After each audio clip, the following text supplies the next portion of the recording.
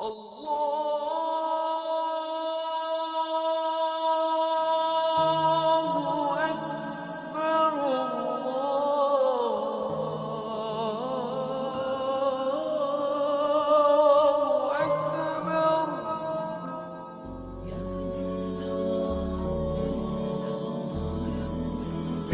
হচ্ছেন জান্নাতে প্রবেশ করার বৃহত্তম দুয়ার। আল ওয়ালিদু আওসাতু আবওয়াবিল জান্নাহ। এর মানে হলো জান্নাতে প্রবেশ করার সবচেয়ে সহজ পদ্ধতি হচ্ছে বাবা মায়ের খেদমত করা, তাদের সাহায্য করা। নবীজি সাল্লাল্লাহু আলাইহি ওয়াসাল্লাম বলেন, রিদার রব্বি ফি রিদাল ওয়ালিদ ওয়া সাখাতুর রব্বি ফি সাখাতিল ওয়ালিদ। আল্লাহ তাআলার আনন্দ পিতামাতার আনন্দে, আর আল্লাহ তাআলার রাগ পিতামাতার রাগে।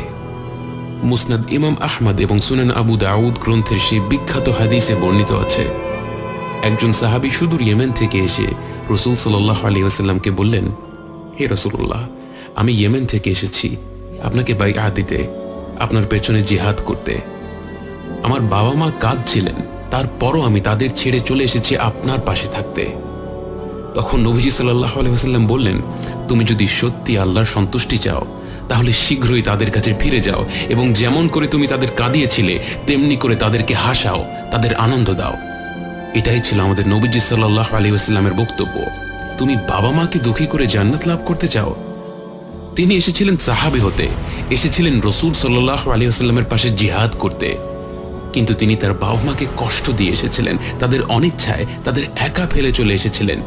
এবং রাসূল সাল্লাল্লাহু আলাইহি ওয়াসাল্লাম বললেন, তুমি এভাবে জান্নাত লাভ করতে চাও, তাদের কাছে ফিরে যাও। আমরা জানি না আমরা আমাদের বাবা মাকে আর কতদিন পাবো। যাদের বাবা মা এখনো বেঁচে আছেন তাদের খুশির জন্য যা কিছু সম্ভব তাই করুন, এবং যাদের বাবা মা ইন্তেকাল করেছেন তাদের জন্য অনেক কিছু করার আছে। একবার এক সাহাবী রাসূল সাল্লাল্লাহু আলাইহি ওয়াসাল্লামকে এসে বললেন, হে রাসূলুল্লাহ, আমার মা ইন্তেকাল করেছেন, আমি কি তার জন্য কিছু করতে পারি? রাসূল সাল্লাল্লাহু আলাইহি ওয়াসাল্লাম বললেন, অবশ্যই, তার জন্য তুমি অনেক কিছুই করতে পারো। তার জন্য দোয়া করো, তার গুনাহ মাফের জন্য দোয়া করো, তার হয়ে দান সাদকা করো, কোরবানি দাও, তার হয়ে হজ করো, উমরা করো, তার আত্মীয় স্বজনদের সাথে দেখা করো, ভালো সম্পর্ক বজায় রাখো। এই সকল কাজই আপনি আপনার মৃত বাবা মায়ের জন্য করতে পারবেন। অনেক আত্মীয় স্বজনদের কথা আমাদের মনে থাকে না, কিন্তু আপনার বাবা মা বেঁচে থাকলে তারা হয়তো তাদের সাথে সম্পর্ক বজায় রাখতেন। এখন আপনার উচিত তাদের সাথে ভালো সম্পর্ক রাখা, তাদের সাথে দেখা সাক্ষাৎ করা। এবং সর্বশেষে আমার তরুণ ভাই ও বোনদের জন্য কিছু কথা বলতে চাই, যারা মাশাআল্লাহ স্কুল শেষ করেছেন, কলেজে পড়ছেন, বিশ্ববিদ্যালয়ে পড়ছেন।